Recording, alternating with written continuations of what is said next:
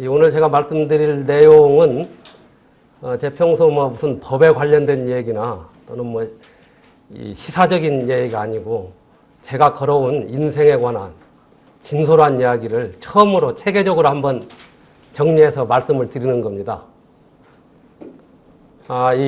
이런 얘기가 있습니다. 이 사람들은 다른 사람이 어떻게 살아야 하는가에 대해서는 명확한 아이디어가 있는 것처럼 그렇게 행동을 하고 또 말을 하는 사람들이 있습니다.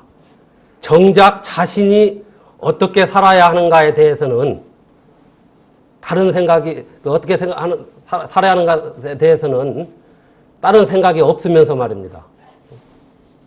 아무런 생각이 없으면서 그렇게 얘기를 하고 있습니다. 이 말은 파울로 코엘료 알죠? 연금술사라는 책을 쓴 이 작가가 한 얘기예요. 저는 이 말을 듣고 어떤 때는 상당히 부끄러움 같은 것도 느껴요. 이 전문가 또는 지도자 또는 어떤 정치인도 마찬가지고 이런 사람들은 자기 말에 대해서는 책임을 져야 한다는 겁니다.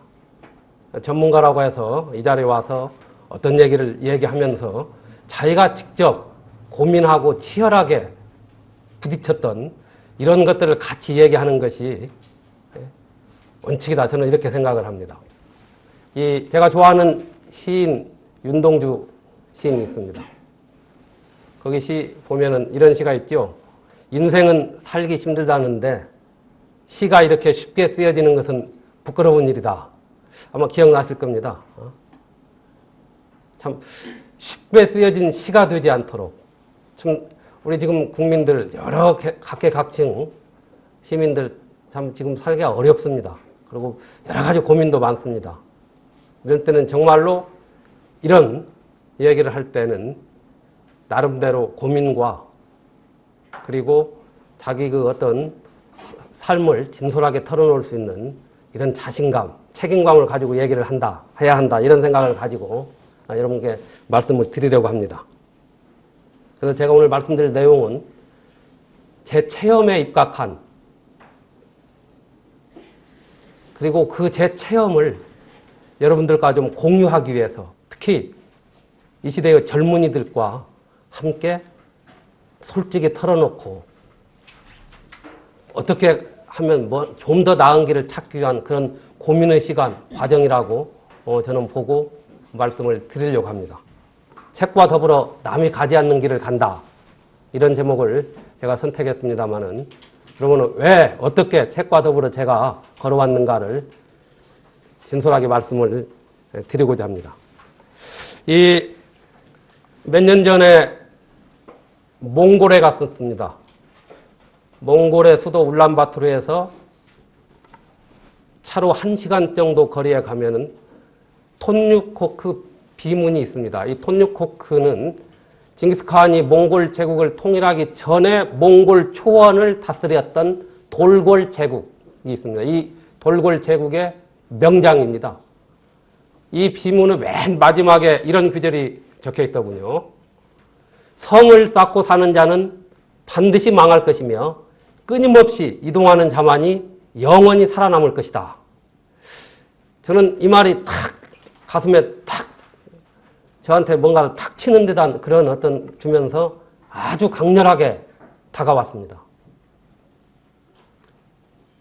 이 말과 더불어서 징기스칸이 또 이런 얘기를 했습니다. 내 후손들이 비단 옷을 입고 기와집에서 살 때 내 제국은 멸망할 것이다. 원나라가 결국 중국을 통일했습니다마는 거기에 정착이 돼가지고 1세기 못 넘어서 멸망했죠. 그리고 대몽골 제국도 해체됐습니다. 이것은 바로 이 개방사회를 향한 끊임없는 이동 마인드를 가지고 전진하는 이런 정신을 강조한 겁니다.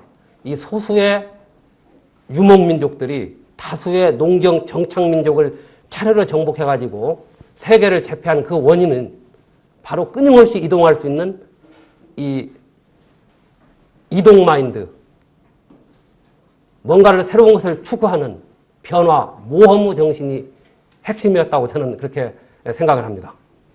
열린 사회를 마감시킨 이동 마인드가 상실됨으로써 대몽골 제국은 해체되고 망했습니다. 이 기업이나 단체 또는 어떤 그 자영업도 좋습니다. 가장 저는 두려워할 것은 고객의 실증이라고 봅니다. 국가도 마찬가지입니다. 정권도 마찬가지입니다. 국가나 정권에서 고객은 누굽니까? 주권자인 국민, 시민입니다. 이 시민들이 실증을 내면은 이미 그 정권은 끝나는 거예요. 이건 기업에만 적용되는 것이 아니다. 이런 말씀을 드리고 싶어요. 아무리 그 조직, 그 기업이 잘 나가더라도 거기에 만족하면 안 되죠. 그래서 CEO라는 것은 이 미래를 책임지는 사람이지 과거의 영광을 연장시키는 사람은 아니라고 봅니다. 끊임없이 뭔가를 집을 이끌어가는 가장도 마찬가지죠.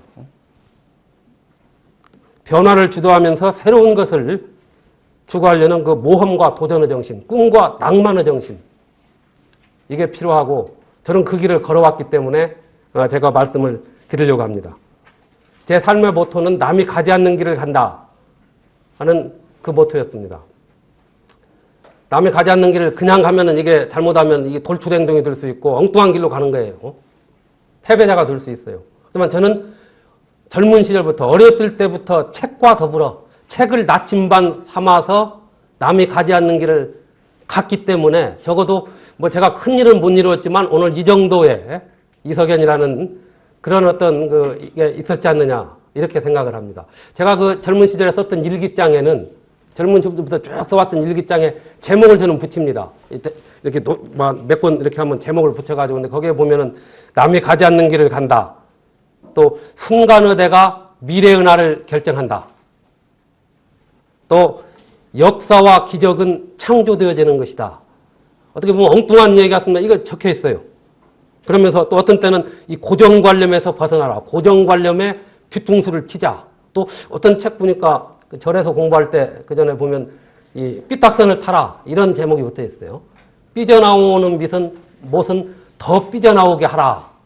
이게 나중에 보니까 일본 그 호리바 제작소의 그 사훈이더라고. 그게. 그런 어떤 이 뭔가 고정관념에서 탈피하고 싶다는 그거, 바로 그게 이제 고정관념에서 탈피하려면은 뭔가 지침이 있어야 하는데 그게 바로 책이었다. 이 비슷하게 보고 비슷하게 생각하는 사람들은 이게 나약한 자의 시각이다. 니체가 한 얘기가 있습니다.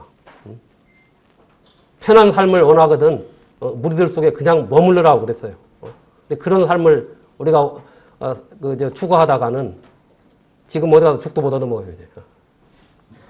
제가 그냥 자연스럽게 이야기합니다만은 내 삶의 풍경은 독서로부터 얻어진 것이다. 제 삶의 8할은 독서였다. 아니 전체가 독서였다. 책으로부터 얻은 지식을 응용하고 그걸 탐구하고 그걸 추구하는 과정이었다. 이렇게 말씀을 드리고 싶어요.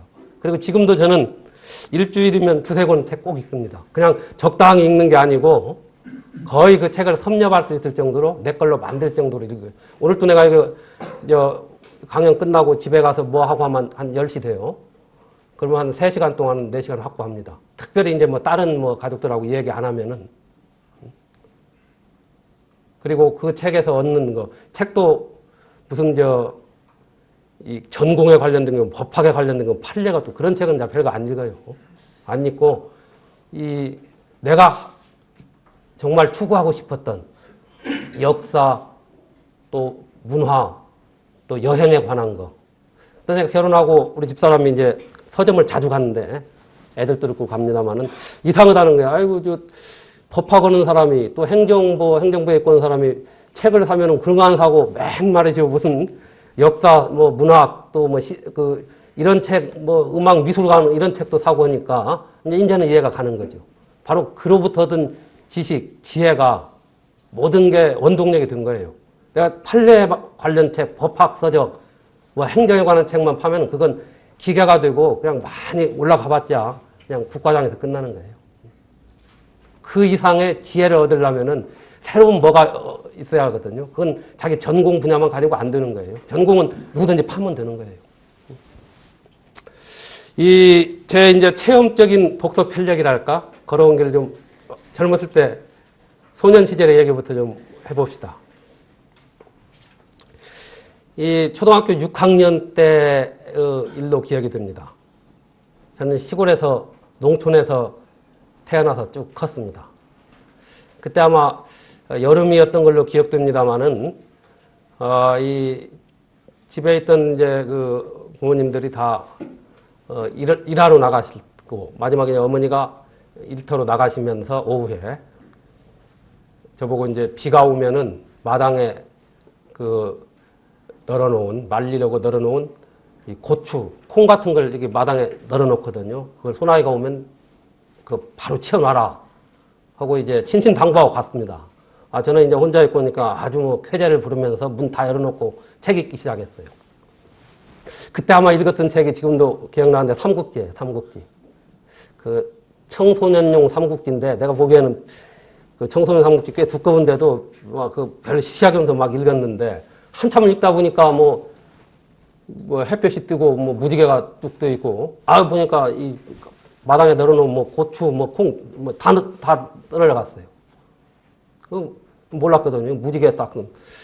어머니가 오시더만 저보고 이 뭐 깊은 잠에 안 들었으면 이렇게 말이 소나기가 쏟아졌는데 모를 리가 없다면서 정신 나간 녀석이라고 아주 혼났어요. 근데 저는 그때 정말로 소나기가 온지 몰랐어요. 그 책 속에 또 다른 책에 파묻혔습니다. 여러분들 아마 그런 경험 갖고 계신 분들 있을 겁니다. 있어요. 아마 제가 대학 때도 여름방학 때 집에 가서 책 읽다가 그런 실수를 한 적이 있어요. 아주 상습범이죠. 근데 저는 이제 해외 여행을 갈 때도 가족들하고 주로 많이 가고 또 혼자도 갑니다. 혼자도.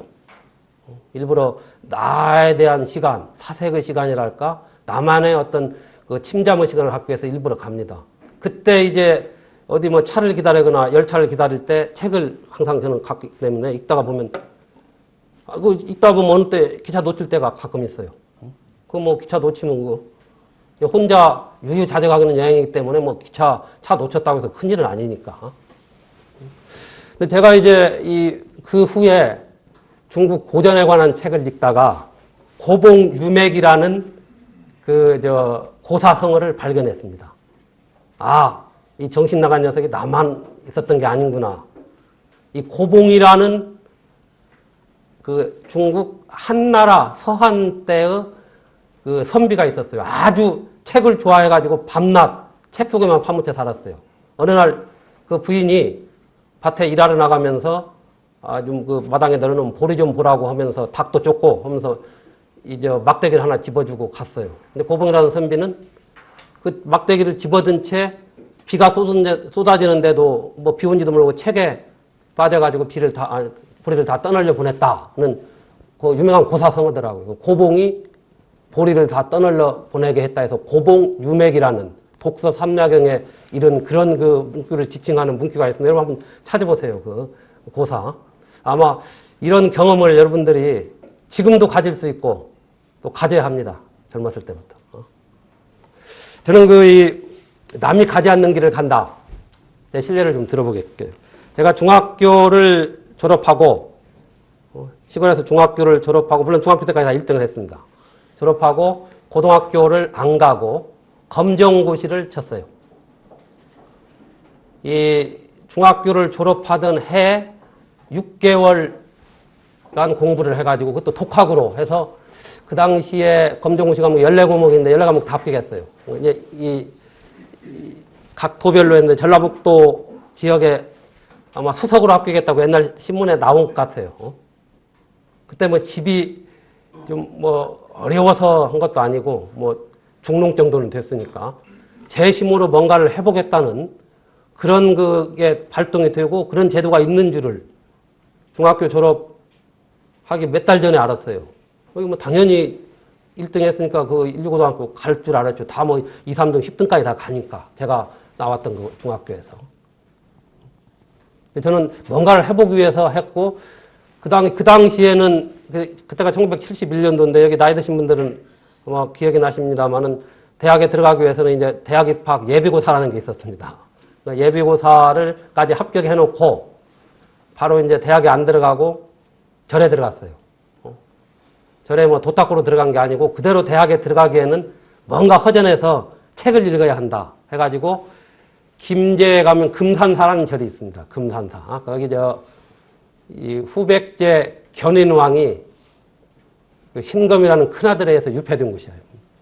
아주 그 유서 깊은 오래된 절이죠. 거기 절에 딸린 암자라고 조그마한 절에 있어요.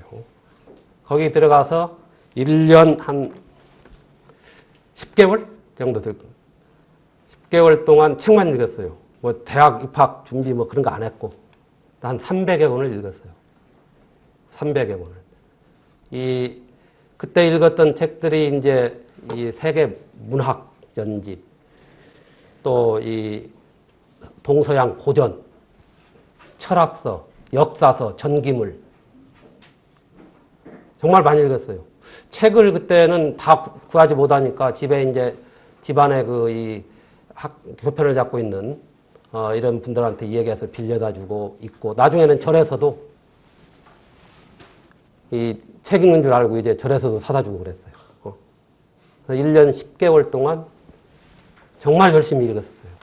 책에 묻혀가지고.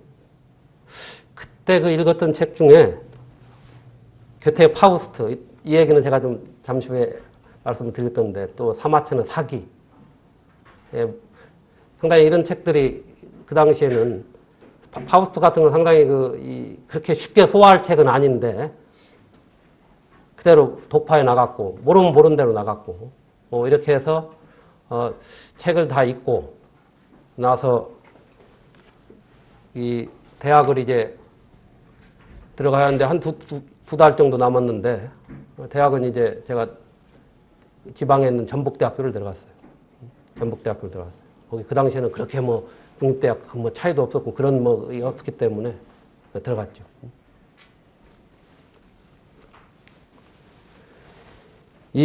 그때 이 절에서 얻은 독서로부터 내가 흡수했던 그 지식, 그 지혜가 지금까지도 내 어떤 생의 미천이다, 원동력이다, 자양분이 됐다고 제가 자부를 합니다. 그때 열심히 해서 대학 더 좋은 데 들어가고 대학 입시 준비해서 바로 들어가고 했던 것보다도 저는 그 당시 읽었던 책들, 정말 지금도 알찬, 저한테 이걸로 남아있어요. 그리고 또 저는 이 일기를 썼습니다. 일기를. 지금까지도 제가 초등학교 6학년 때 쓴 일기가 지금까지 어떻게 해서 보관이 되어 있어요. 보관이 되어 있습니다. 거기에 보면은 시골에서 뭐 개구리를 잡아서 구워 먹고, 이제 살구살이를 하고, 이런 게 아주 적나라하게 아주 나와 있어요. 아주 전원 속에서 푹 빠져 있어요. 그 일기가 지금도 저는 보면은 그 일기를 계속 썼습니다. 썼고, 심지어 제가 이 전방에서 정운장교로 전방에 근무할 때도 일기로서 제가 생활했던 그 단면을 그대로 남겨놨어요. 체계적으로 어떤 때는 일기가 어떤 때는 체계적인, 그리고 어떤 때는 간단했었고, 공부를 할 때 쓴 일기, 대학 때 쓴 그 고민의 과정, 그대로 보관되었어요. 저는 그게 아주 중요한 자산이죠. 제가 그 법제처장을 할 때 어린이 법제관이라는 걸 만들었어요. 어린이 법제관을 만들어가지고 어린이들한테 학부형들 다 모셔놓고 제가 이제 가끔 이런저런 얘기도 하면서 할 때 어린이들한테도 책을 읽고 글을 써라. 글을 쓰는 가장 좋은 방법은 일기를 써라 하면서 이 일기, 초등학교에 쓴 일기책을 직접 보여줍니다. 오늘 또 제가 그럴 줄 알았으면 갖고 왔는데 말이죠. 그래서 초등학생들한테 보여줍니다. 보라. 그래야만 이게 믿는 거지. 일기 써라. 거기 보면은 그 애들, 초등학생들한테 돌려줬습니다. 일기라고. 그리고 저는 우리 그 애들 키울 때도 그 일기장을 보면서 애들한테 주니까 애들은 이게 산 공부가 돼요. 이렇게 내가 남겨놨단 말이에요. 그 시골에서 그 당시 모든 환경이 열악했지만은 나는 이런 생활을 하면서 마음만은 흡족했고 정신적으로는 너희들보다도 훨씬 더 풍요했다 하면서 이런 생활을 잘 환경을 활용하라. 이런 얘기를 제가 하고 있죠. 제가 이 지방대학을 나왔어도 행정고시 사법시험 쉽게 고득점으로 됐어요. 그 이유가 뭐였겠어요? 요새 뭐 고시, 언론고시도 마찬가지예요. 취직시험도 다 이 핵심은 2차 논술시험입니다. 이 논술이라는 건 뭡니까? 자기가 아무리 많이 공부를 하고 알아도 제한된 시간 내에 그것을 자기 생각을 체계적으로 정리해서 답안에 표출을 해야 하는 겁니다. 그게 바로 평가, 그거 가지고 유일하게 평가하는 거예요. 저는 그 폭넓은 제가 독서로부터 얻은 그 주변 지식의 풍부함이 그게 답안에 반영이 되는 거예요. 그리고 이 글쓰기, 일기 쓰기로 다져진 말이죠. 이 표현력이 또 반영이 되는 겁니다. 저는 제가 행정고시 같은 경우는 그냥 처음에 듣는데 뭐 행정학, 경제학, 강의하면 안 들었어요. 그냥 내가 읽고 그런 건 자유스럽게 자기 그 논리의 어떤 일관성을 유지하면서 전개를 하면 되거든요. 제가 이제 고시 채점위원도 해보고 또 강의를 대학에서 오랫동안 했어요.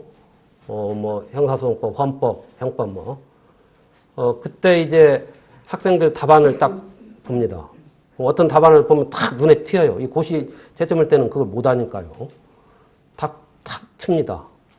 그리고 뭔가 특이한 답안이 나와요. 그러면 제가 이제 그 학생을 불러다가 물어봐요. 어떻게 공부했느냐. 제가 예측했던 대로 탁 맞아요. 얘가 책도 많이 읽고 글도 많이 쓴 애야. 그러면서 자기 이제 전공 과목은 당연히 하는 거죠. 그러다 보니까 벌써 답안 하나, 뭘 표현 하나 하는데도 눈에 탁 튀어요. 탁 고득점이 드는 거죠. 내가 그런 애들 딱 찍어서 내가 동국대학교 강의를 오래 했었는데 너 틀림없이 뭐 준비하나 하니까 사시 준비한다고. 또 어떤 애는 또 행시 준비한다. 1, 2년 안에 된다. 그렇게 찍어놔도 보니까 100% 돼요. 다 돼요. 공부할 때 그만큼 그 책을 많이 읽고 생각하는 힘을 기르면은 뭐든지 자신 있는 거예요. 저는 그래서 여러분들 그 자녀들이나 또는 조카들이나 동생들이나 이때 공부 지도할 때 다른 거 할 필요 없이 책 읽는 습관, 글 쓰는 이 생활화를 시키십시오.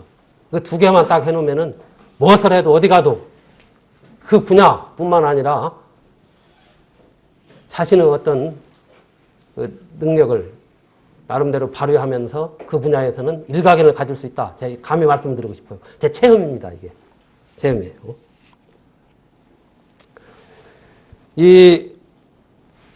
저는 변호사를 개업해서도 공직에 제가 이제 한 행정부에 한 7년, 군대 3년 3개월까지 합쳐서, 그리고 사법부 헌법재판소에 다시 한 5년을, 사법연수까지 하면 7년이죠.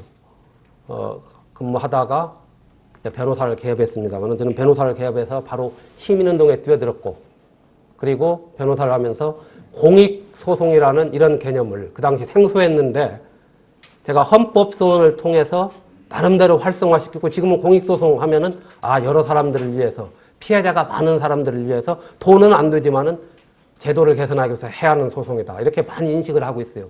그 당시 제가 한 15, 16년 전, 이게 상당히 생소했습니다.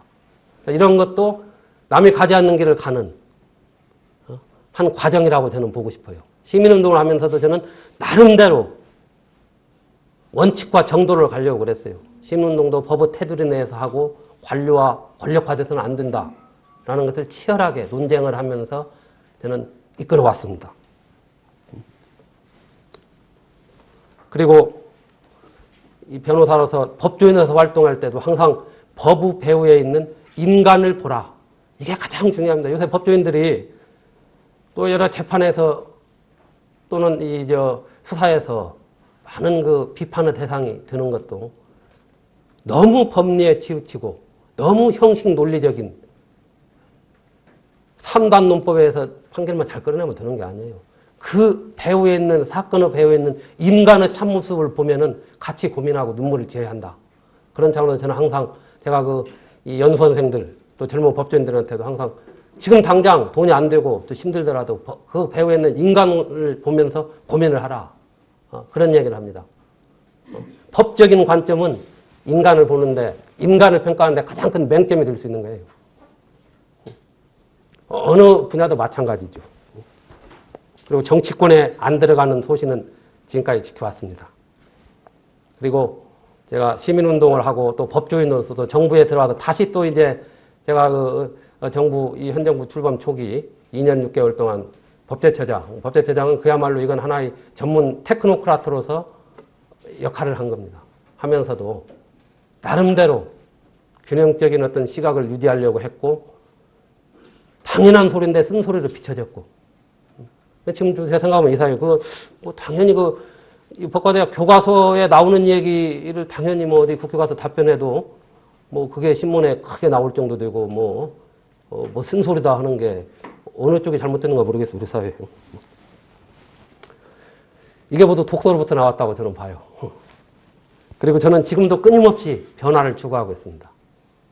변화를 추구하고 있어요.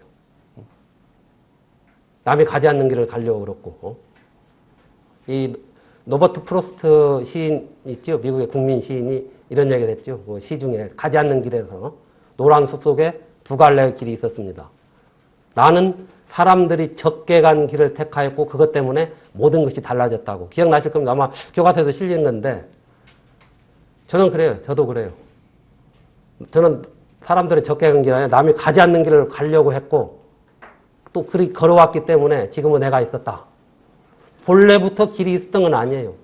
사람들이 많이 다니다 보니까 길이 생겼다고 로신이 말했죠. 중국의 현대 대표적인 문학가가. 그렇지만 그 처음 가는 길을 어떻게 갈 것인가. 이게 중요합니다. 이건 여러분 책을 나침반 삼아서 가십시오.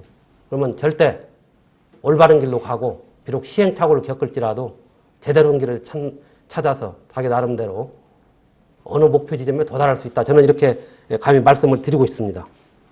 제가 만약 법학을 안 했더라면 저는 고고학을 했을 겁니다. 고고인류학.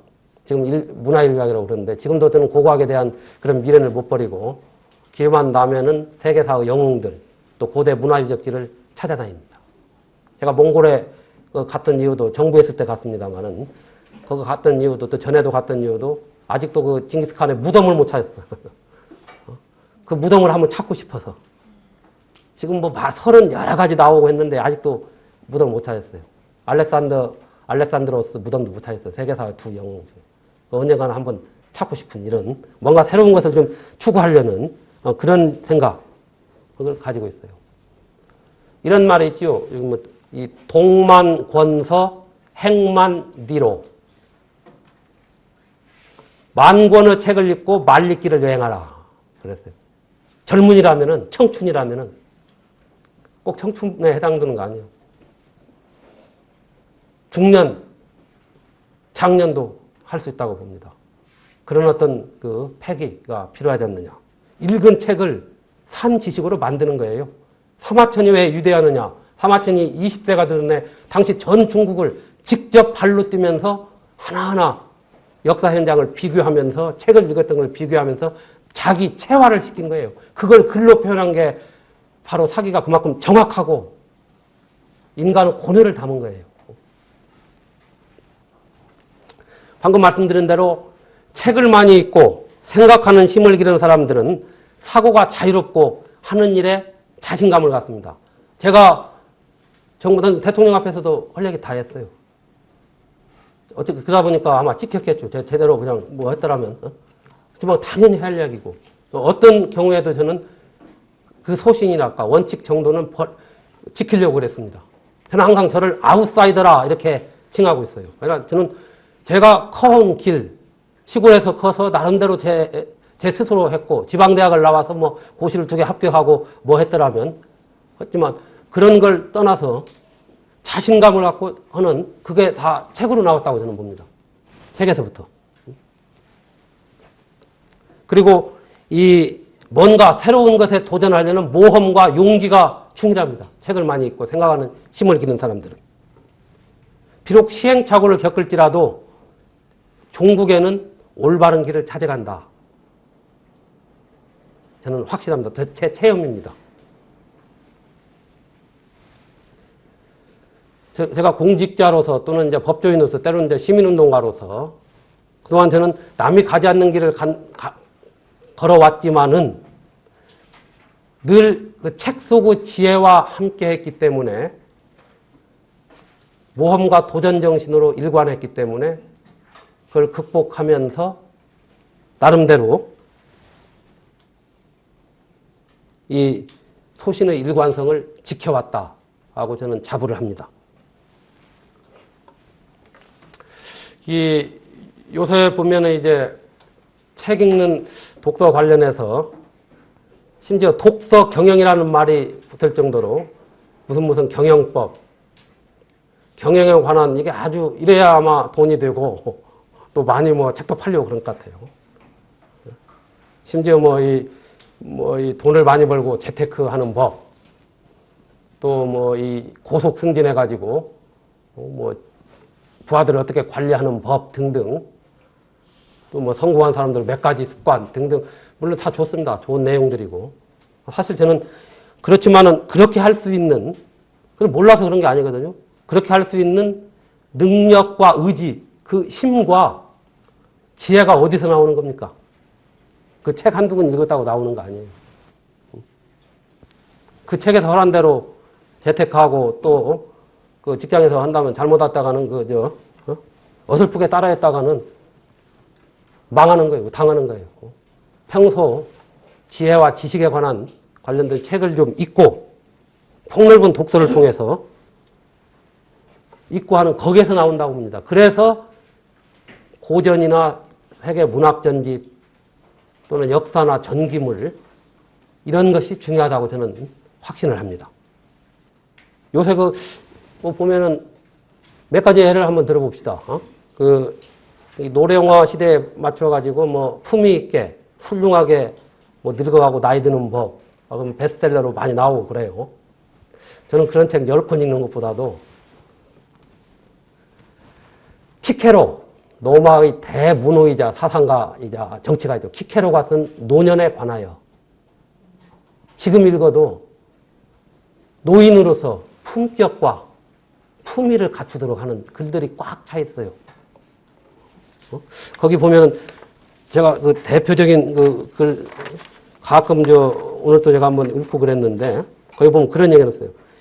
이 키케로가 큰 일은 체력이나 민첩성이나 신체의 기민성이 아니라 계획과 명민함과 판단력에 따라 이루어지지.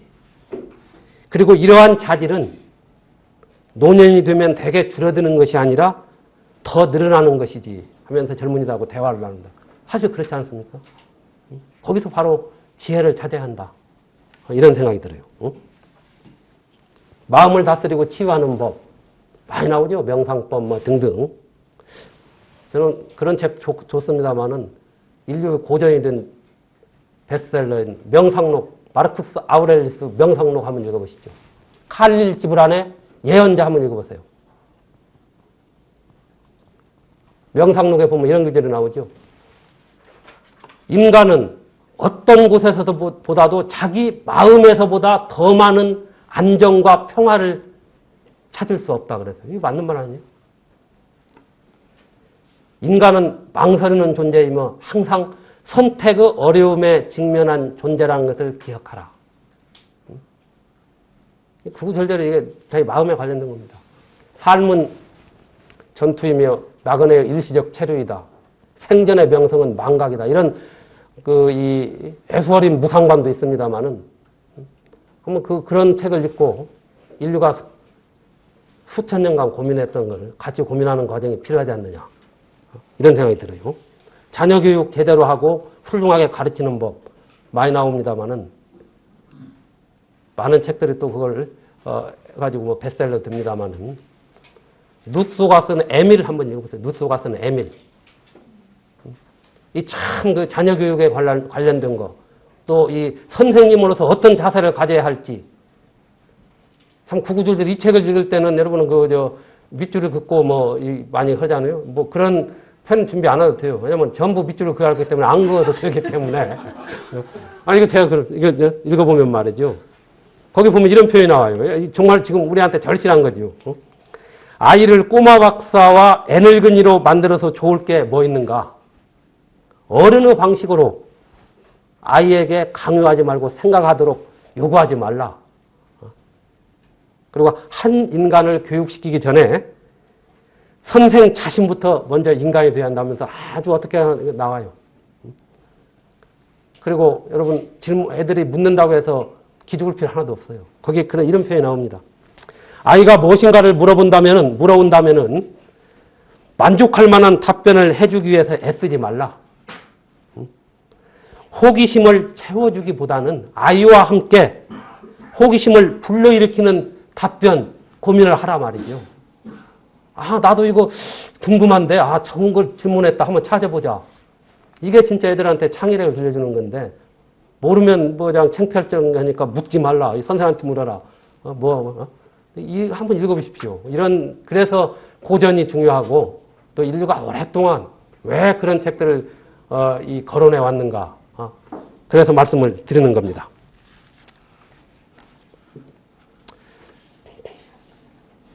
시간이 많이 됐기 때문에 지금 제가 좀 강의를 좀 빨리 진행을 하겠습니다.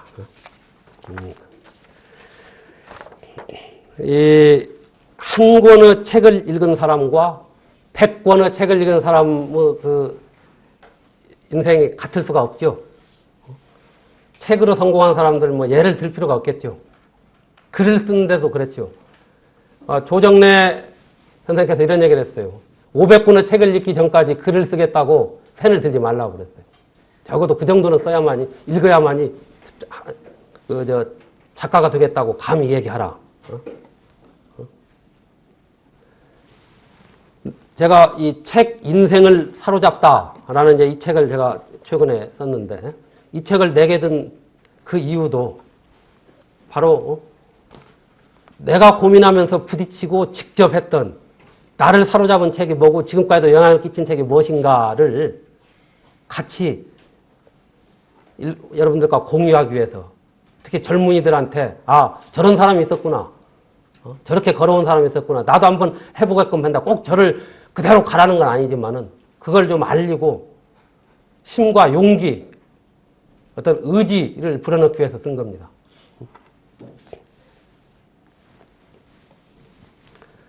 이 책에서는 제가 이제 체험적 독서 방법론 해가지고 한 10가지를 예를 들었습니다만은 가장 핵심적인 것은 이제 이 끊임없이 이동하는 자만이 영원히 살아남을 수 있다. 아까 이 유목민의 정신을 핵심으로 해가지고 이른바 유목적 독서법, 노마드 독서법이라는 이제 그런 이 제목으로 붙여가지고 부제로 붙여가지고 써서 이제 제 나름대로 책을 읽는 그런 독특한 방법을 체험적으로 거기다 우려놨어요. 많은 사람들이 책은 처음부터 끝까지 읽어야 한다는 강박관념에 사로잡힌 것 같아요. 상당히 보수적이에요, 책을 읽을 때.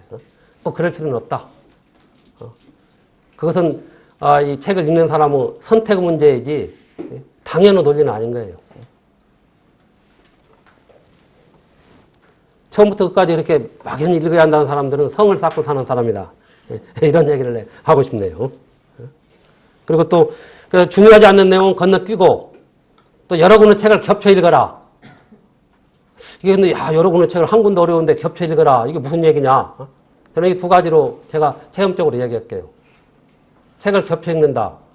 어떤 사람들이 책 한 권 잡으면 다 끝내기 전에는 다른 건 일도 안 하고 다른 것도 안 봐야 한다고 그러는데 저는 집에 가면 서재에서 읽을 책, 거실에서 읽을 책, 침대맡에서 읽을 책, 화장실에서 읽을 책 다 갖다 놨어요. 다 갖다 놓고 또 이 차 안에서 읽을 책, 또 사무실에서 읽을 책, 여행 갈 때 읽을 책 다 따로따로 놨어요. 물론 중요하고 또 급히 읽어야 할 책은 바로바로 읽지만은 그때마다 장소를 구분해가지고 읽어야 할 책을 비춰놓고 읽으라는 거. 이게 여러 권의 책을 읽는 거예요. 그리고 또 책을 읽을 때 관련된 책을 또 꺼내서 읽습니다. 가령 사마천의 사기에 보면은 이 노장 신안열전에 보면 노자에 관해서 어떻게 설명을 하고 나와요. 그러면 노자 책을 갖다 놓고 같이 읽고 거기에 보면 또 한비자에 대해서도 설명을 하고 있어요. 그럼 한비자에 관련된 책도 갖다 놓고 전체를 안 읽고 관련된 부분을 같이 읽으라는 거예요. 이게 이제 여러 권 책을 겹쳐 읽는다는 거죠. 제도고 즐거움을 맛봐라. 저는 고전이 다른 게 아니라고 봅니다. 다시 읽고 싶은 책이 고전이라고 봅니다. 정말로 좋은 책은 유년 시절에 읽고 청년 시절에 다시 읽고 노년이 돼서 또 다시 읽어야 할 책이 정말 좋은 책이다. 이런 그 얘기를 한 사람이 있는데 공감을 합니다. 그리고 읽기와 쓰기를 병행하라. 이건 무슨 얘기냐?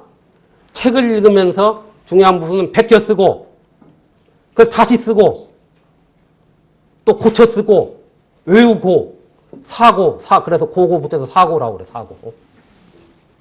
한번 실행해 보세요. 읽기와 쓰기는 하나입니다. 그대로 베껴 쓰는 연습. 내가 아주 친하게 지내는 외화 번역가 중에 유명한 외화 번역가가 있습니다. 이미도 씨라고 있어요. 아주 우리나라 유명한 영화는 다 번역하고 있지요. 이미도 작가가 한 얘기가 있어요. 우리 법제처 그전에 제가 법제처 할 때 와서 강연할 때 영어 공부를 자신 있게 할 수 있는 자신을 붙는 방법 하나 소개합니다 하면서 미국 초등학생들이 사용하는 영영사전을 갖다 놓고 처음부터 끝까지 베껴 쓰라. 한 두 번만 쓰면은 거기에 모든 게 다 들어있다. 한번 여러분 해보십시오. 베껴 쓰는 거. 신경숙 작가 되기 초년 시절에 문장력을 늘리기 위해서 조세희 씨가 쓴 난장이가 쏘아 올린 작은 공이라는 이 소설을 몇 번 옮겨 썼다. 그대로 베껴 썼다는 걸 글을 통해서 읽은 적이 있어요. 자기화되고 또 그만큼 중요하다는 거죠. 이 잘 읽는 사람이 잘 씁니다. 잘 쓴 사람이 또 잘 읽는 겁니다. 그리고 그러다 보면 마지막으로 제가 이 책에서도 강조했지만 저자가 될 수 있는 거예요. 저자가 될 수 있는 거예요. 그런 식으로 베껴 쓰고 다시 쓰고 고쳐 쓰고 저는 모든 저작은 고쳐 쓰기의 산물입니다.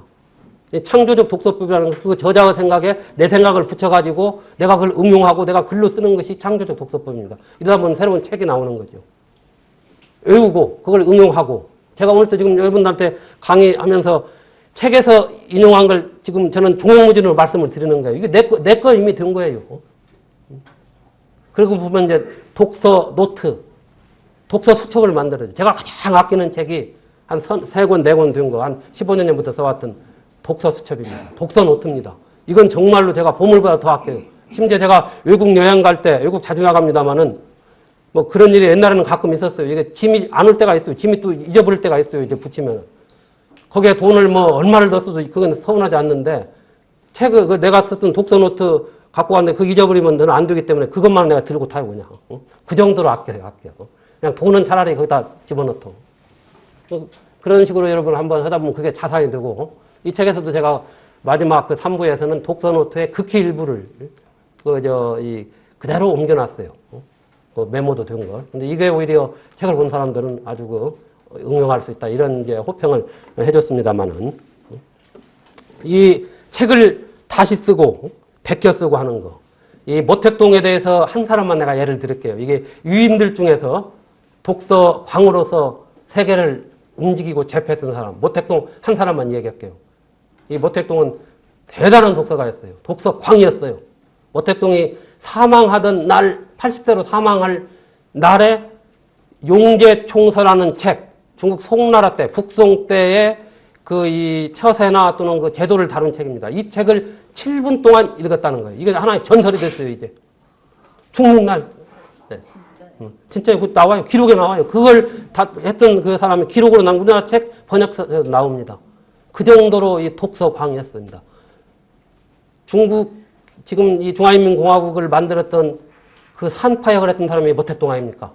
그 산파역의 산실이 모택동은 독서였어요. 저는 모택동에 공부했던 그 항주의 그 국빈관이라는 그 모택동 독서처를 2번을 찾았어요. 그 영어 공부했던 데도 가고. 그때는 이미 모택동이 주석으로 현대 중국을 수립하고 난 그 정도로 엄청난 책을 읽었어요, 모택동은. 모택동은 삼복사원어 독서법을 주창했습니다. 이 3번 반복해서 읽고 4번 익혀라. 그리고 붓을 움직이지 않는 독서는 독서가 아니다 그랬어요. 직접 쓰고 베끼고 타격시키지 않으면은. 특히 이제 베껴 쓰는 과정에서 자기 생각도 적고 또 이 잘못된 것은 곧바로 바로잡는 게 지금도 모택동이 남긴 책들에 보면 그게 나와 있어요. 지금 그런 모택동의 독서 경력, 편력에 나온 책이 있습니다. 우리는 한번 여러분 사서 보십시오. 모택동이 메모를 한 게 나옵니다. 그런 저력이 바로 현대 중국을 만든, 우리가 모택동 하면은 과거 뭐 유격전이나 했다? 그렇지 않아요. 엄청난 책을 읽었습니다. 그러니까 다른 유학파들 또 그 앞에서는 머리를 숙일 수밖에 없었어요. 이 중국을 이끈, 하나만 제가 설명할게요. 중국을 예를 들게요. 중국을 이끌어왔던 이 장개석 군대를 부쉈던 그게 모택동의 게릴라 전법이었죠. 유격전법인데 그 유명한 16자 전법이 거기에 나옵니다. 16자 전법. 이것은 손자병법에서 모택동이 그걸 토대로 창안해서 실전에 적용해서 장개석 군대를 무찌르고 중국을 통일했던 바로 그겁니다. 이 손자병법에 보면은 예졸불공 강의피지라는 표현이 나옵니다. 적의 정예부대는 공격하지 말라.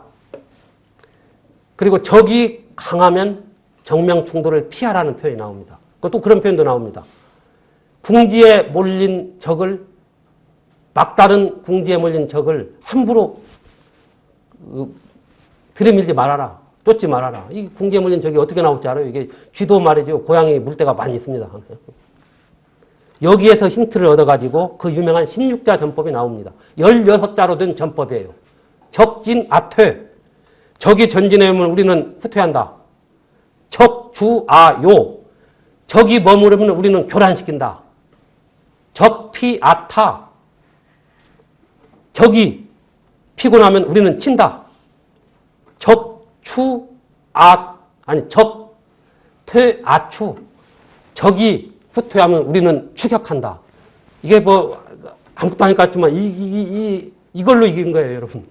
유격전이라는 게 핵심입니다. 이게 바로 모택동의 손자병법에서 얻은 독서의 산물이었다.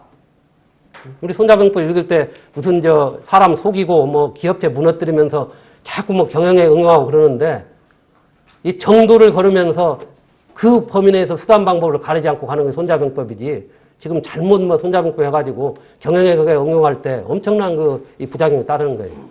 제가 손자병법에 관해서도 잠시 후 좀 말씀을 드리도록 하겠습니다.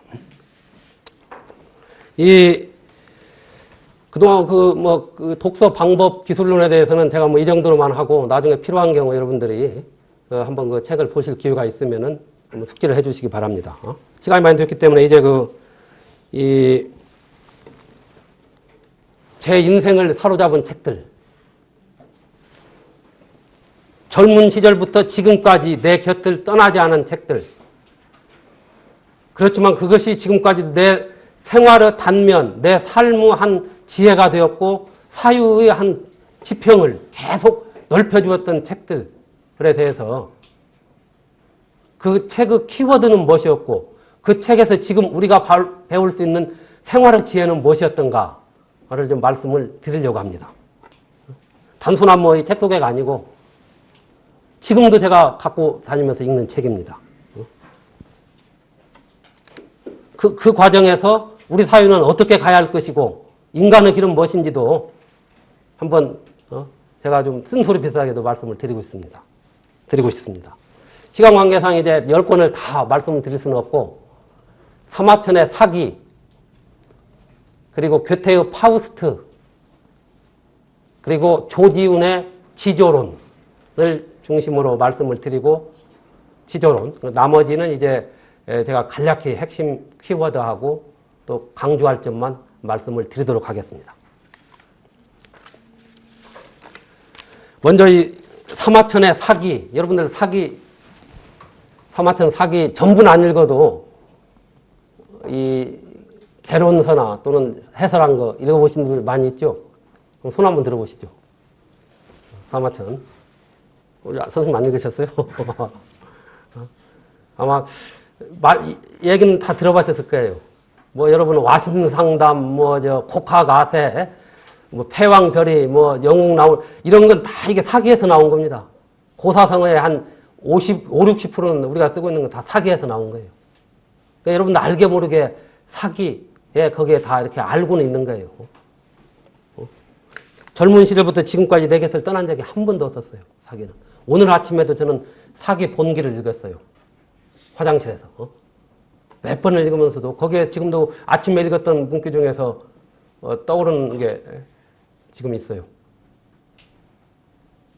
한 사람을 이롭게 하기 위해서 천하가 손해볼 수 없다. 이 구절에 제가 아침에 읽은 몇 번 읽었지만 떠오릅니다. 이 요임금이 자기 아들이 아닌 순임금한테 임금자를 양보하면서 한 얘기입니다. 그래서 이제 선양이란 말이 거기서 나왔어요. 중국의 지금 이 중국 지도부 교체가 바로 그걸 본땄다. 이렇게 하면서 아주 굉장히 자부심을 갖는 것도 그거예요, 지금요. 선거 통하지 않고도 그렇게 좋은 사람을 했다. 거기서 이게 오제 본기에 나온 거예요. 사계 본기, 오제 본기. 이게 나오는 얘기예요. 한 사람을 이롭게 하기 위해서 천하, 여러 사람이 손해볼 수 없는 게 지금 우리 뭐 인사정책에서 그런 게 많이 나오잖아요. 여러분들 그 얘기, 오늘 아침에 읽은 거예요, 제가. 이건 읽었지만 몇 번을 읽어도 저는 반복해서 읽고 필요할 때 쓰고 그럽니다. 제가 몇 해 전에 OBS의 명불허전이라는 프로에 나간 적이 있어요. 1시간 동안 내가 걸어온 길 쭉 할 때 거기서도 나한테 가장 영향을 준 역사인물을 꼽으라고 하고 또 뭐 실존인물 중에 들어갈 때 나는 역사인물을 꼽겠다. 실존인물과 더불어서 사마천을 제가 예를 들었어요. 이 사마천의 사기를 제가 읽다가 눈이 번쩍 뜨여가지고 아주 전율이 오는 구절이 있어요.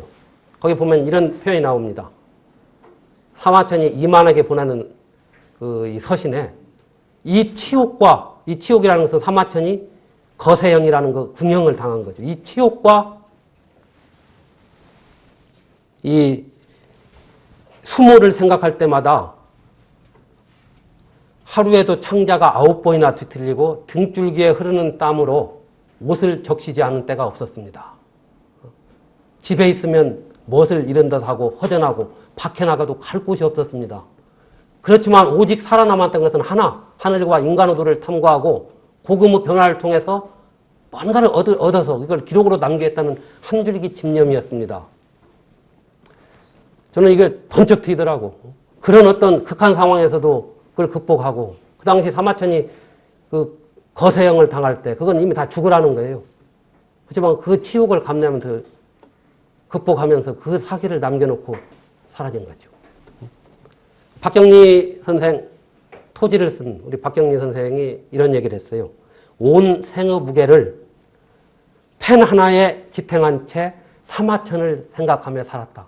그 글쓰기 힘들고 어려울 때 사마천에 의지해서 글을 썼다는 거죠. 저는 그분의 이 말 한마디에 나는 다른 거 없이 정말 훌륭한 분이다. 이렇게 하고 그분의 작품이 바로 그 결정체구나. 다 좋아해요. 그분 작품을.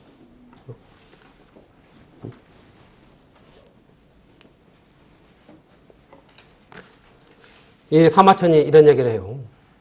사람은 누구나 한 번은 죽는다.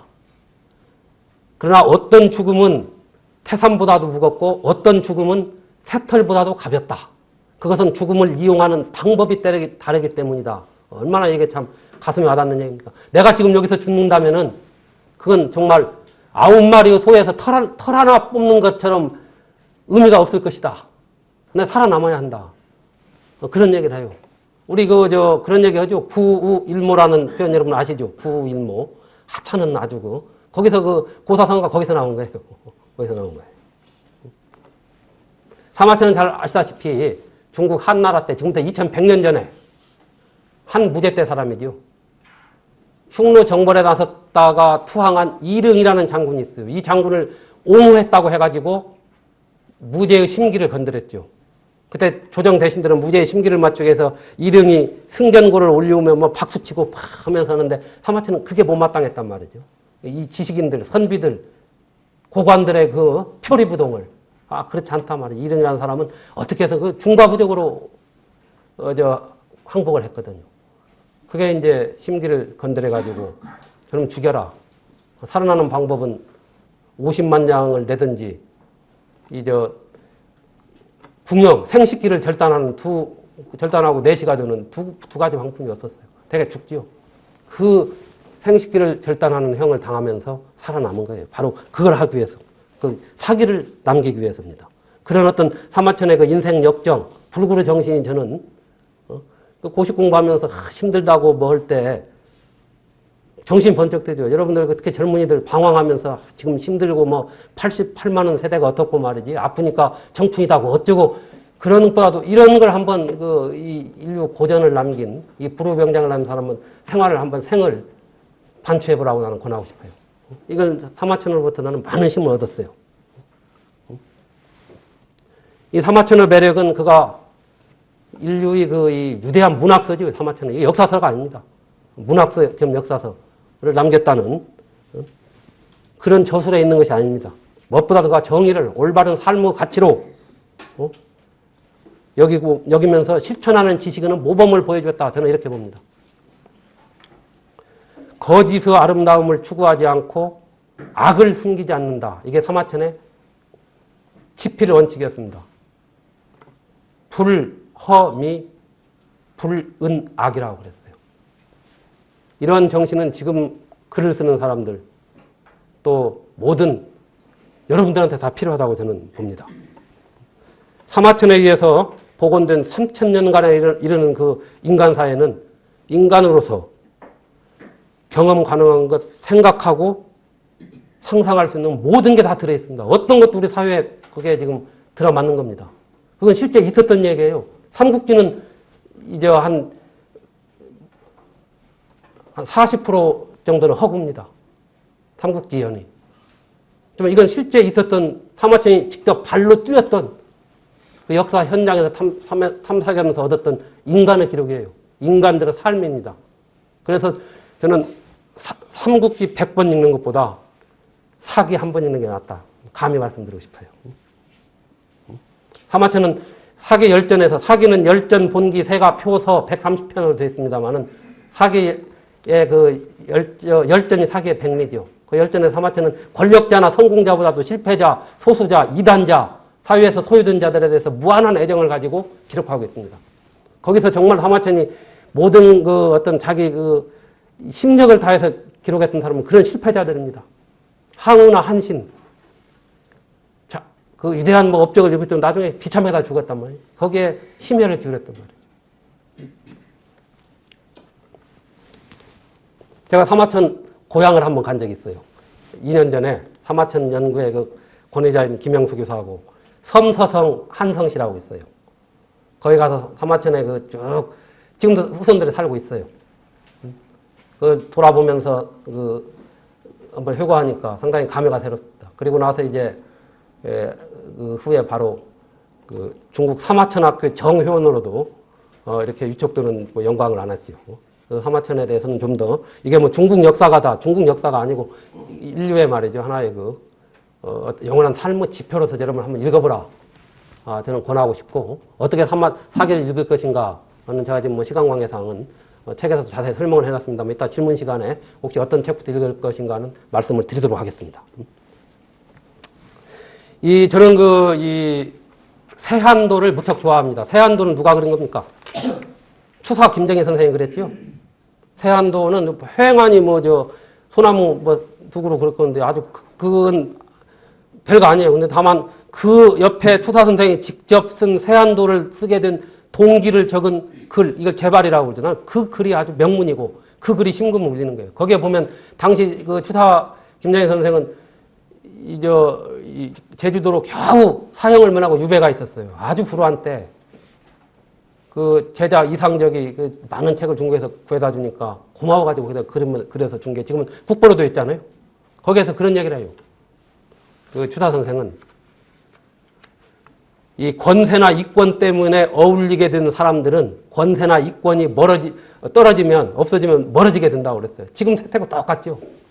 그러면서 이제 자기 그 제자인 우선 이상적을 취하는 소나무와 잣나무는 눈이 온 뒤에야 그 절개를 한다. 그 전에는 똑같다는 게 다른 거나.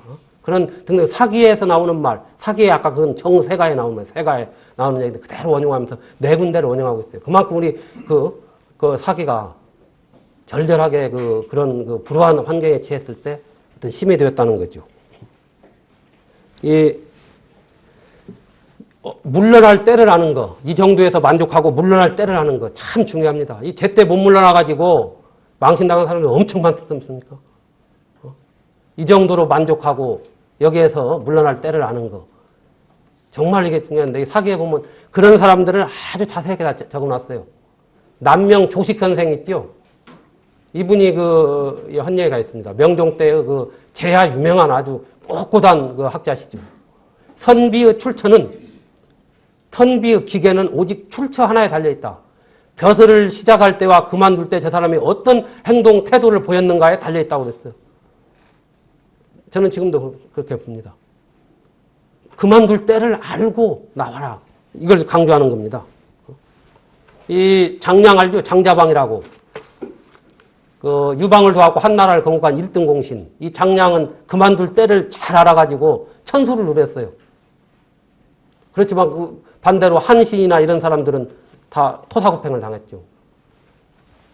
춘추 시대에 월나라를 월나라의 부천이라는 왕을 도와가지고 결국 복수를 했던 와신상담 끝에 복수를 했던 이 법녀라는 사람도 그만둘 때를 잘 알아가지고 천하의 이름을 남기고 천수를 다 누렸어요. 근데 같이 일했던 문종이라는 사람은 그만둘 때를 모르고 미적미적하다가 결국 죽임을 당하잖아요.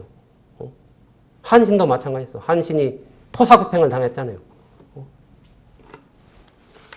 사냥이 끝나니까 사냥개가 필요 없어서 구워 삶아먹었고, 또 매사냥이 끝나니까 활과 화살은 창고에 처박히는 것이나 똑같단 말이죠.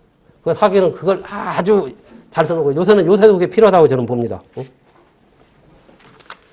이런 표현이 나옵니다. 사기 이사열전에 보면은 최고 통치자 곁에는 1000사람의 예예하는 사람보다 한 사람의 바른 말하는 선비가 소중하고 필요하다. 그 예를 쭉 들어놨어요. 지금 저는 필요합니다. 이 군인, 이런 표현이 있습니다. 군인 즉 신직이라고 그랬어요. 임금이 어질면은 신하는 곧다 그랬어요. 신하는 바른 말을, 곧은 말을, 직언을, 쓴소리를 한 신하가 있어야만이 현군이 나온다는 뜻입니다. 역사상 다 그랬습니다. 내가 여기서 일일이 예를 못 들어요. 세종, 당태종 이런 사람 예를 못 들어요. 지금 시간 때문에. 우리 조선왕조실에도 잘 나옵니다. 성공한 대통령의 제일 조건. 주변에 올곧은 소설을 하는 사람. 민심을 제대로 파악해서 쓴소리를 하는 사람이 주변에 끝까지 같이 하면 그 대통령은 성공합니다. 지금 우리가 저는 그걸 실감하고 물러나서 후회해야 의미가 없는 겁니다. 사기에 나와요. 사기에.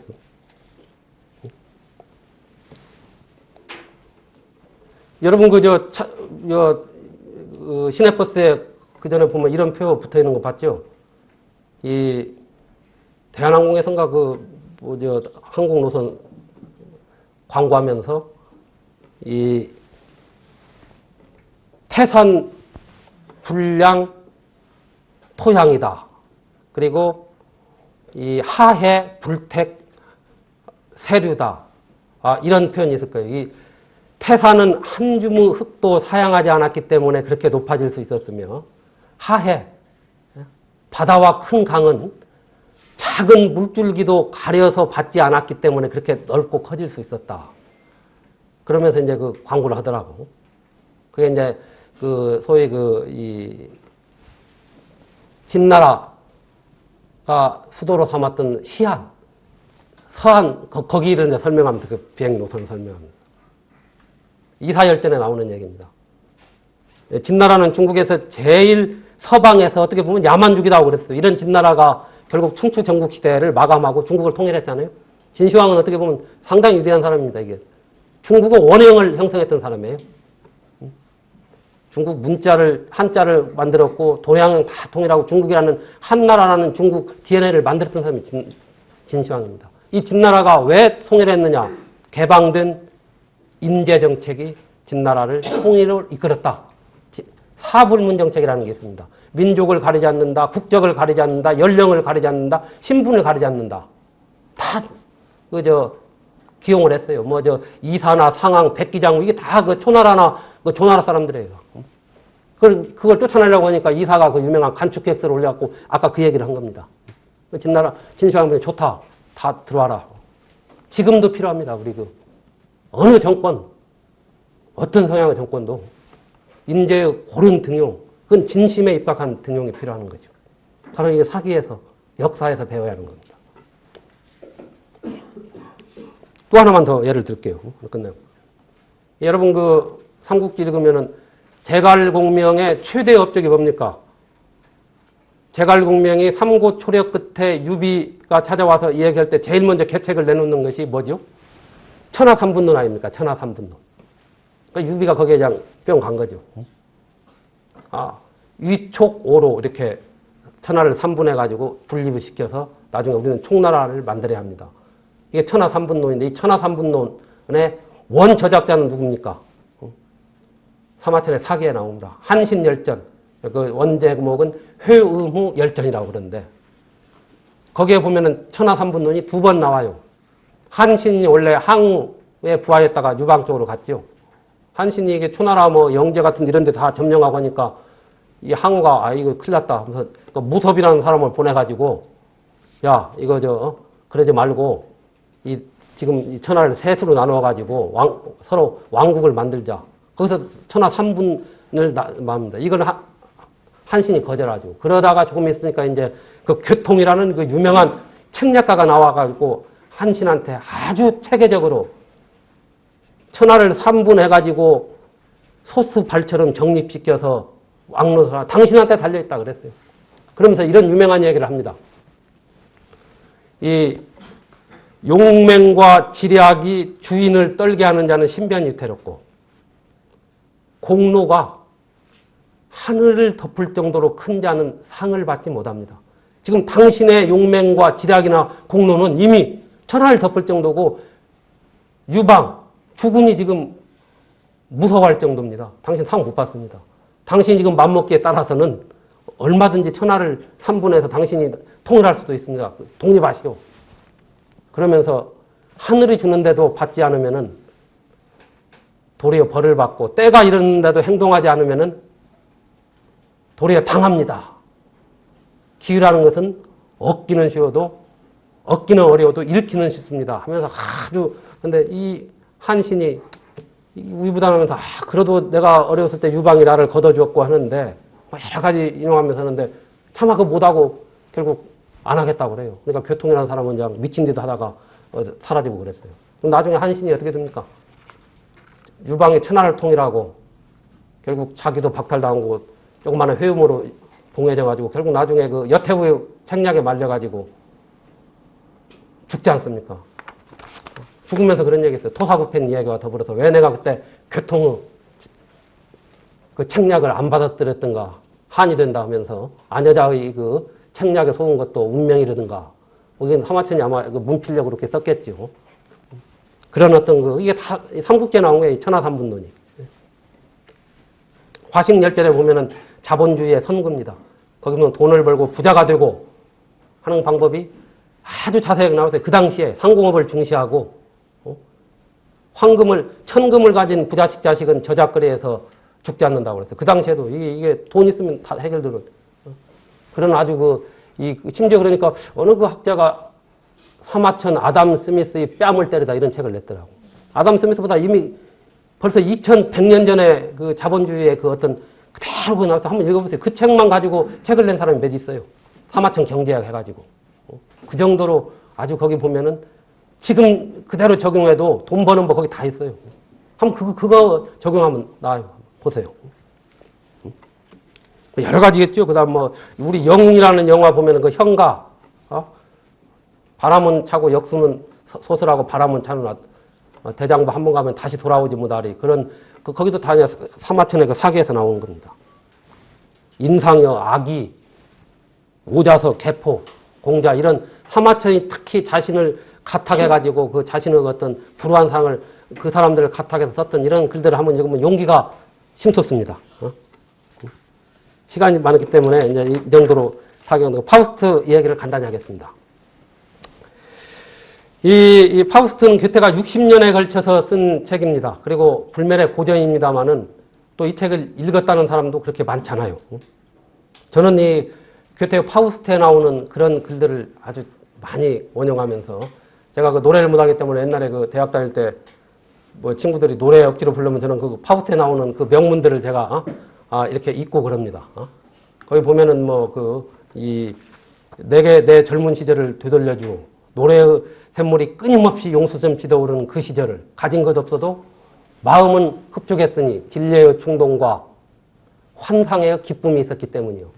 내게 젊은 날을 되돌려주어 그 억제되지 않던 충동들을 고통에 가득 찬 절절한 행복을 증오심과 사랑의 위력을 이 교태 파우스트 서장에 나오는 거예요. 이걸 감정을 넣어서 하면은 뭐 노래 한 번보다 낫죠. 이게 나는 교태 거기 나온 거예요. 그러면 더 이상 노래 안 시키더라고. 멍하지 이게 술 깬다고. 그만큼 나는 그걸 활용하고 그런 거예요. 지금도 나는 그래. 교태 그게 명언의 보고입니다. 그게 명언의 보고예요. 인간은 노력하는 방황한다. 내가 항상 즐겨 쓰는 말이고 지금도 나는 뭔가를 할 때는 방황하고 또 헤매기 마련이죠. 이게 파우스트의 키워드입니다. 멈추어라. 너는 너무나 아름답도다. 이 순간을 얘기하는 거죠. 그 순간을 내가 잡아놓을 수 있다면 나를 쇠사슬로 묶어가라. 이런 얘기 나오고 있어요. 60년간에 걸쳐서 교태가 쓴 책입니다만은 교태가 이 파우스트를 완성하고 그래서 작가는 여드는 나이에도 소년의 마음을 지녀야 한다. 이걸 쓰고 6개월 만에 교태가 죽었어요. 그 정도로 이 내용에 대해서 제가 좀 설명을 하고 있는데 시간 관계상 내용은 여러분이 거기 보면 이제 메피스토펠레스라는 악마한테 신하고 그 파우스트 영혼을 팔고 내기를 합니다. 저 친구 나는 악마가 완전히 나락으로 빠뜨리겠다. 신은 인간에 대한 믿음을 갖는 거예요. 인간은 노력하면 방황한단 말이지. 비록 어두운 충동 속에서도 선한 인간은 바른 길만 알고 있다. 너는 걔를 파우스트를 구원하지 파우스트는 구원을 받는다. 이렇게 하면서 결국 파우스트는 악마의 꿈에 빠져가지고 나락에 떨어지면 나중에 신에 의해서 구원받는 대목이죠. 구원받는 대목이죠. 그레트반이라는 그 연인에 의해서 구원받으면서 파우스트가 하는 얘기가 영원히 여성적인 것이 우리를 구원한다 그랬어요. 이 말은 맞는 것 같아요, 이제. 세기말 여성성이 갖는 창조적 에너지를 강조한 얘기인데 그 말 그레트반에 의해서 구원을 받죠. 결국 이것은 마지막 그 장면에 이렇게 나옵니다. 지혜의 마지막 결론은 이렇다. 자유도 생명도 날마다 싸워서 쟁취하는 자만이 그것을 누릴 자격이 있다. 결국 이걸 누리려면 용기가 필요하다는 거예요. 용기가. 저는 이게 아주 그러면서 교태가 파우스트 입을 빌려서 하는 얘기가 있죠. 인간의 용기는 신의 권위에도 굴복하지 않는다. 인간의 용기는 환상 속의 고통을 만들어 자신을 저주하는 저 어두운 동굴 앞에서 떨지 않는다. 그런 얘기를 해요. 이건 저는 이게 젊었을 때 몇 번 제가 파우스트를 지금까지 한 5차례 읽는데 이런 건 저는 하나 그냥 마음에 와 닿아가지고 그러면서 새로운 일을 시작하는 용기 속에 당신의 천재성과 능력과 기적이 모두 들어있다. 이런 표현을 씁니다. 사무엘 울만이 청춘이라는 시에서 그런 얘기를 했죠. 사무엘 울만이 유택의 미국 19세기 말에 살았던 시인인데 청춘이라는 게 다른 게 아니다. 두려움을 물리치는 용기하고 안이한 마음을 떨쳐버리는 모험심이다. 이건 60대, 70대에도 있다. 20대, 30대에도 없을 수 있다. 그 용기라는 거죠. 용기. 바퀴자국을 난 걸 따라가지 않는 거 용기라고 그러는데 남이 가지 않는 걸 하는 것도 저는 용기라고 보고 열망하고 노력하는 자만이 용기는 얻을 수 있습니다. 불가능한 것을 알면서도 불가능을 꿈꾸는 사람들의 용기와 노력은 참 고귀합니다. 부딪혀보는 거. 파우스트는 나한테 실패, 방황, 몰락을 두려워하지 말고 도전하라는 그걸 정말 가르쳐 주었습니다. 꿈꿀 수 있다는 최고 교훈을 알려줬다. 내가 법학을 하면서 법철학에 매료됐었는데 법철학자 중에 아주 유명한 법철학자 중에 독일의 누들포 폰 예링이라는 사람이 있습니다. 목적 법학의 창시자입니다. 법은 목적의 산물이다. 법은 투쟁의 산물이다. 권리를 위한 투쟁은 권리자 자신에 대한 의무이다. 이러면서 이 법을 투쟁의 산물로 권리를 투쟁을 통해서 얻는 걸로 보는데 이 책의 맨 마지막에다 이 구절을 올려놨다. 다음에 이 조지훈의 지조론 또 간단히 설명을 하겠습니다. 이 조지훈 하면은 우리가 승무라는 시가 생각나죠? 얇은 사 하얀 곳가는 고이 잡으서 라빌레라. 이 승무. 그리고 박목월, 박두진과 함께 청록파 시인이라는 거 이런 거 아마 다 아실 거예요. 다 알고 있잖아요. 그런데 사실 이 조지훈 선생은 그런 시인으로서보다도 이 선비의 정신, 직언을 강조하고 지식인의 소명을 강조한 이 글로 더 유명합니다. 이걸 모아놓은 조지훈 선생이 쓴 이걸 모아놓은 책이 지조론이라는 책입니다. 지조론이라는 책을 책 한 권 갖고 그걸 논한 게 아니고 조지훈 선생이 쓴 59편의 조지훈 전집에 들어있는 그 책이 바로 지조론입니다. 저는 이 지조론에 있는 글들을 거의 다 외우다시피 했어요. 그리고 외울 뿐만 아니라 변화하고 행동으로 저는 보여주려고 노력을 해왔고 또 그에 의해서 제가 영감을 받아서 했던 것도 꽤 있어요. 어느 대목을 읽어봐도 지금 우리한테 절절히 되돌아보게 하는 그런 귀절들입니다. 이 시대의 방부제 역할을 해야 우리 지식인들 자신들의 안일만을 위해서 동분서주하고 있어요. 그리고 기계와 의리로서 난관을 헤쳐나가야 할 우리 젊은이들 아까도 말씀드린 대로 굉장히 연약해. 나는 88만 원 세대다. 아프니까 청춘이지 하면서 자신만 어떤 이 상처에 갇혀가지고 시간을 낭비하신 거 아닌가. 난 이런 생각이 들어요. 이런 생각이 들어요. 물론 젊었을 때 그런 방황도 하고 또 감상과 애수에 젖는 것도 필요하지만은 건전하게 그걸 극복할 수 있는 그런 힘이 얻는다면 아주 더 좋겠죠. 제가 정부에 있으면 또 시민단체 활동을 하면서 또 법조인으로서 소신에 입각한 쓴소리를 하고 협박을 받으면서도 일관되게 일을 할 수 있었던 거. 수도이전법을 헌법소원해가지고 유연결정을 받으면서 사회협박까지 받으면서 했었던 거 등등 이런 어떤 나름대로 그 어떤 지조를 지키기 위한 이건 저는 조지훈의 지조론에서 실질적으로 힘을 얻고 또 거기에서 많은 것을 빚을 지고 있다. 이런 말씀을 드리고 싶어요. 구복과 명리를 위한 변절은 말없이 사라지는 것이 좋다. 자기 변명은 오히려 자기를 깎아내리는 것이라고 그랬어요. 그리고 직언하는 옛날에 옛날 군주시대 직언하는 선비는 함부로 죽이지 못한다고 해서 역사의 준엄한 감시가 있기 때문이다. 그리고 바른 말 한마디로 목숨을 잃는 세상이라면 그런 세상 살아서 못 할 거냐 이렇게 생각하라. 저는 이게 젊었을 때 읽을 때 이게 피가 용솟음 치더라고. 그러다 보니까 제가 어떤 때는 돌출 행동했다고 하는데 아마 이런 책하고 같이 했기 때문에 큰 틀에서 저는 벗어난 적이 없다고 봐요. 시민운동 오면서도 저는 법을 지켜야 한다는 그걸 끝까지 지키는 사람이에요. 끝까지 그 원칙을 고수한 사람이에요. 제가 경실련 사무총장을 할 때 참여연대 당시 박운처장하고도 서로 방문동하고 논쟁도 했지만 이 젊은이들한테 주는 글도 있어요. 거기 보면은 연민과 동정은 어떠한 경우를 막론하고 그것은 모욕임에 틀림없다 하면서 대학생들한테 유약하지 말고 정말로 기존 자존과 긍지를 회복하라 이런 구절이 아주 구구절대로 나옵니다. 이거 꼭 한번 읽어보라고 권하고 싶어요. 또 하나 더 말씀드리고 싶은 것은 조지훈 선생은 나라를 맡아야 할 우리가 나라를 맡게 할 만한 인물, 고위공직의 자격을 가진 인물은 누구인가 하는 세 가지 조건을 저는 제시했는데 이걸 저는 얼마 전에 다른 데서도 얘기를 한 거였어요. 대통령 자질도 여기에 필요하고 또는 지금 고위공직자들에 대한 청문 기준도 이거다. 이렇게 생각합니다. 세 가지를 얘기를 하고 있어요. 거기 보면 이런 첫째, 언행이 일치해서 솔선궁행하는 사람, 개인적 일관성이 있어야 한다. 투명성이 있어야 한다. 두 번째는 청렴 강직하되 무능하지 않아서 말다는 부패까지 말소할 수 있는 사람. 청렴성, 이게 필요합니다. 세 번째는 앞나라 정치적 계산에 정치적 생명에 개의치 않고 목숨까지 바쳐 법치에 기대어 국정에 대에 임할 수 있는 사람. 어느 하나 뺄 게 없어요. 정말 이게 필요합니다. 정치적 계산에 연연하고 뭐 하다 보면은 직언을 못 합니다. 그리고 앞에 문제가 있어도 눈을 감고 저는 제가 고위공직을 해봐서 알아요. 이 조지훈의 지도론을 한번 더 읽어보라. 이런 말씀을 드리고 싶어요. 이 시대 지도자가 되겠던 사람들한테도 저는 꼭 읽어야 한다. 지금같이 꾼들이 판을 치는 세상에서는 더 필요하지 않느냐.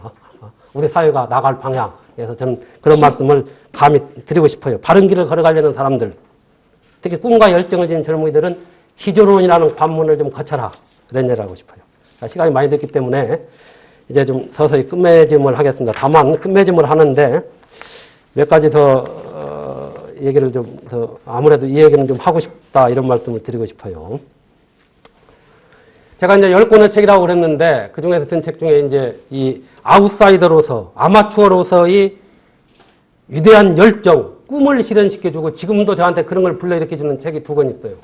낭만적인 고고학 산책하고 C.W. 체람이 쓴 거예요. 낭만적인 고고학 산책하고 마르코 폴로가 쓴 동방 전문록입니다.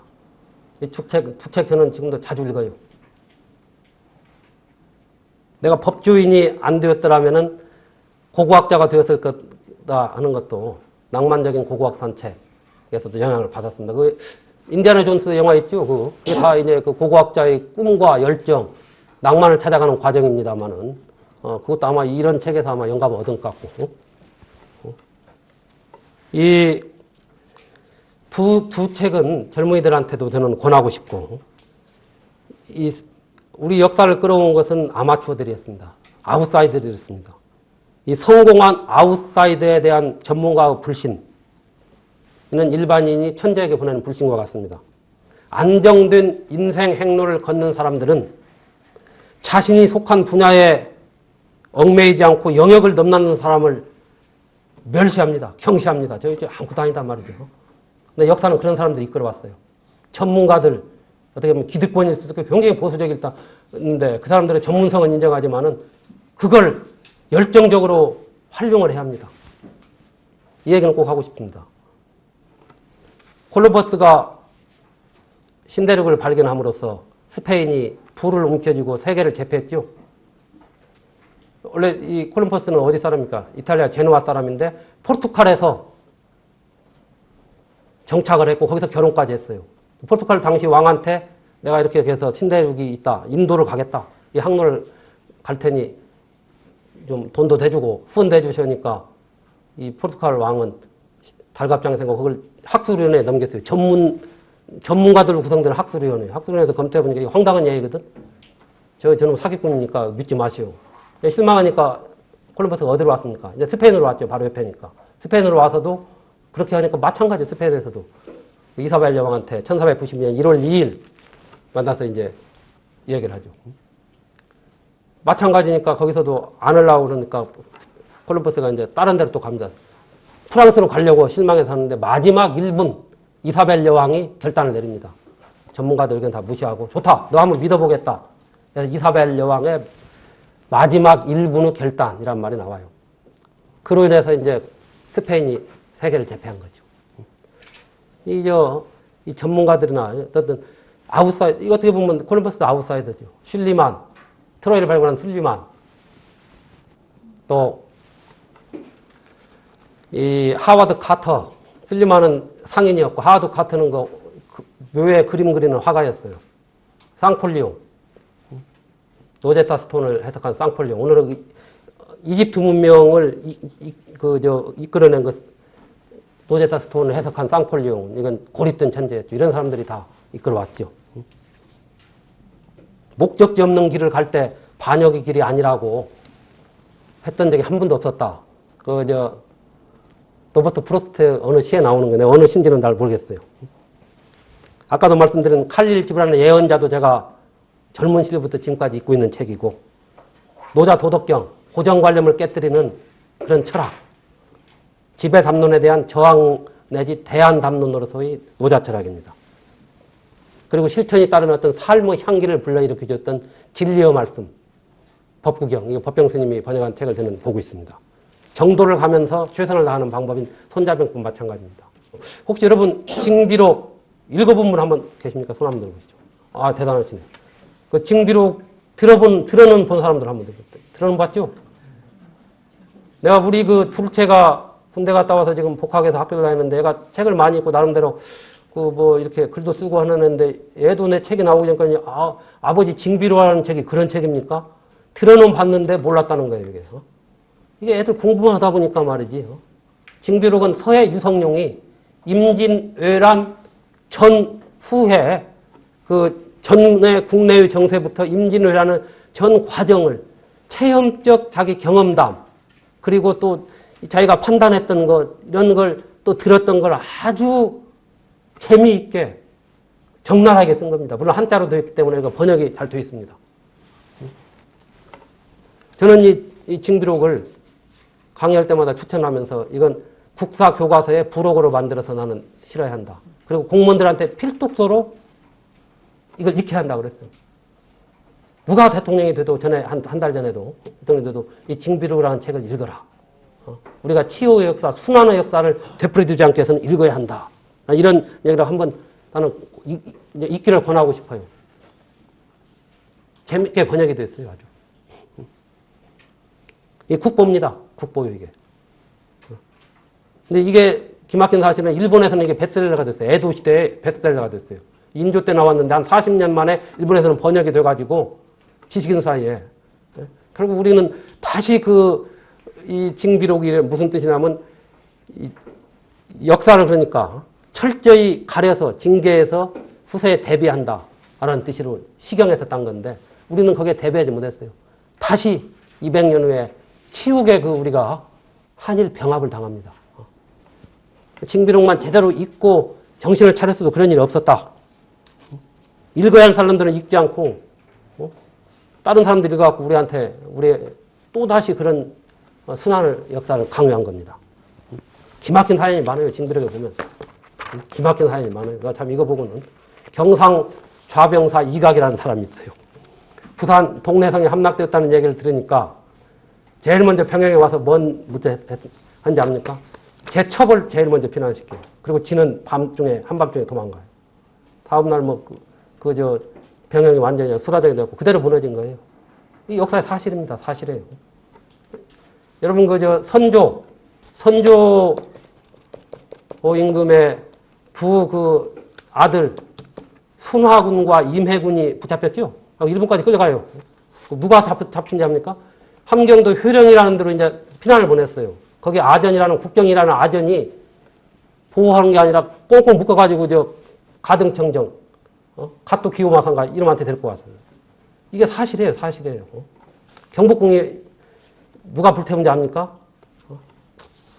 경복궁은 선조가 다 버리고 도성을 버리고 가니까 분노한 백성들이 먼저 태웠어요. 불을 질렀어요. 왜군이 질른 게 아니다. 물론 선조실록에는 왜군이 질른 것처럼 근데 선조 수정실록에는 분명히 그렇게 되어 있어요. 선조실록에는 누가 태웠다는 얘기는 안 되어 있습니다만. 그거 보세요. 이 선조라는 임금은 굉장히 무능한 임금이에요. 명나라한테 그런 얘기를 하죠. 우리 좀 구원해달라. 구원해주면은 속국이 아니라 아예 국토 갖다가 편입하겠다고 그랬어요. 그런 임금이고, 그런 망하지 않을 수밖에 없는. 나중에는 결국 이제 이순신 장군의 활약, 민초들이 중심이 되는 의병이 활약해서 나라를 구한 거 아닙니까? 그거 알아야 합니다. 역사의 현실. 아무리 치우기지만 알아야죠. 알아야죠. 젊은이들도 알고 우리도 알아야죠. 지금 한일 관계 또 동북아정세가 심상치 않습니다. 우리는 알아야 합니다. 징비록 그렇게 좋은 책이 나와 있는데도 그런 책이 있는지도 몰라요. 학생들도. 국사교과서? 아마 무슨 서해 유성룡이 이런 책 지었다고 제대로 된 책은 그나마 한둘도 언급하고 있는 정도겠죠. 저는 징비록을 꼭 읽어야 할 책이다.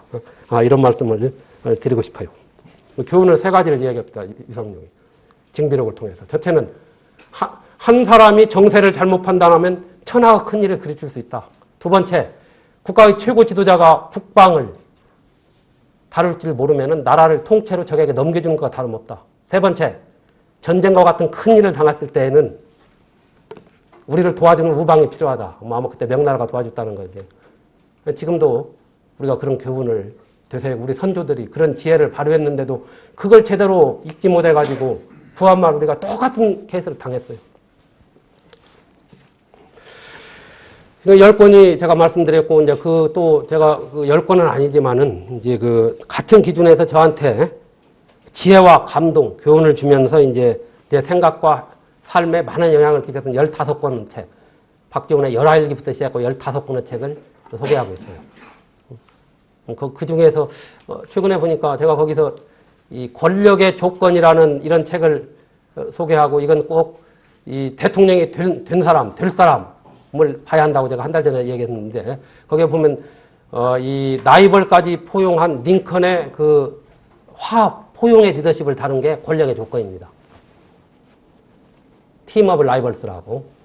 이게 번역책인데 참 이건 기막힌 책이 아주 좋은 책이라고. 그래서 저는 읽으라고 했는데 며칠 전에 언론에서 우연히 보니까 이걸 이제 스티븐 스필버그 감독이 링컨이라는 그걸로 영화화시켰다. 오래전부터 기획했는데 이제 나왔다. 그래서 이 영화가 아카데미 9개 부분에 다 지금 링크되었다 하는데 그대 소식은 몰라요. 내가 며칠 전인데. 그 정도로 이게 이제 아마 그 책에 바로 권력의 조건. 라이벌까지 끌어안은 포용의 리더십을 다룬 겁니다. 링컨이 정말로 그 스탠턴이나 또는 스워드, 체이스 이런 사람들 다 라이벌까지 다 요직을 주어가지고 결국 연방을 분열의 위기에서 구하고 남북전쟁을 마무리 지면서 지금의 미국을 있게 한 사람이죠. 가장 존경받는 대통령이 바로 거기서 나왔다. 그래서 저는 이 책도 한번 읽어야 한다. 이런 얘기는 마침 그 책이 영화로 만들어졌다는 걸 말씀드립니다. 마지막으로 한 말씀 드리겠습니다. 이어령 선생님이 이제 제가 쓴 책에 그 추천사를 길게 써줬어요. 2페이지를. 고맙더라고요. 책을 읽어보시고. 제가 뭐 제 책 선전하는 게 아닙니다. 거기 보면은 그러면서 그런 얘기를 해요. 이 독서라는 것은 책을 많이 읽었다고 이게 그 사람 겁낼 거 없다. 독서라는 건 씨 뿌리는 것이다. 그리고 독서라는 것은 행동이다. 행동이 아니다 또. 독서라는 것은 아까 씨 뿌리기다. 그 다음에 변화다. 변화는 행동으로 옮겨야 한다. 독서를 통해서 변화만 강조하면 안 되고 변화를 통해서 행동으로 옮기는 사람. 이것이 성공적 삶을 살 수 있고 더불어 그 시대를 이끌어 나간다. 이런 취지로 말씀하신 거. 독서는 씨 뿌리기고 변화이고 행동이다. 참 아주 좋은 저는 말씀이라고 봐요. 그 말씀 저도 같이 원용을 하면서 제 오늘 말씀은 이걸로 마치겠습니다. 마치고 여러분들 질문 있으면 받겠습니다. 고맙습니다.